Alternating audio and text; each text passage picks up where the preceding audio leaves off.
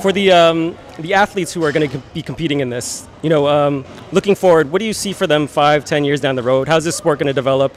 How do you see it benefiting them down the road? It is a different sport than I'll say in professional mixed martial arts, but it's definitely a stepping stone, hopefully, to some guys who want to compete in professional fighting.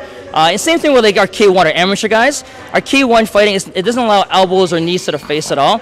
But you know what? It's a gradual stepstone, for professional athletes later on.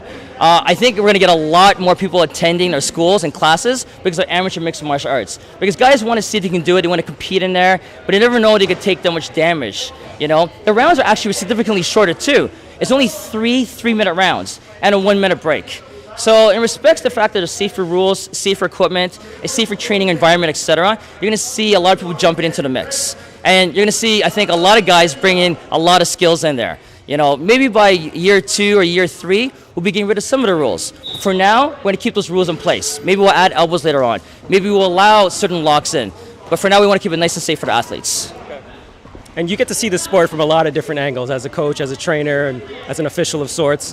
When you put all those vantage points together, for the amateur athletes who are aspiring to compete, what are you looking for in those athletes? What do you think it takes to succeed?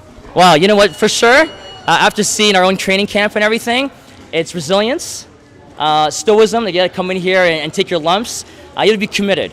And that means committed to many things. Committed to your team players, committed to your diet, be on time, all that kind of stuff. Those are certain character traits that you have to develop as an athlete.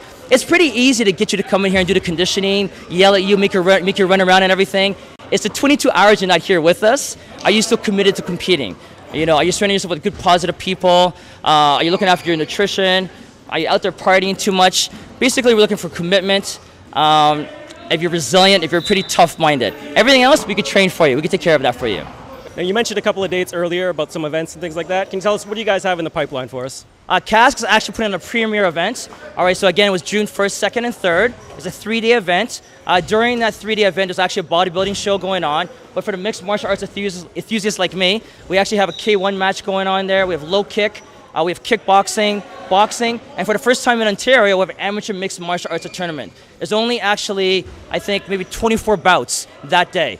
About 12 in the ring and 12 on the matted area. Perfect. Joey, thanks so much for your time. Thank you so much. That was enjoyable. Thank you. No worries. Jef Catapang, combatarts.com.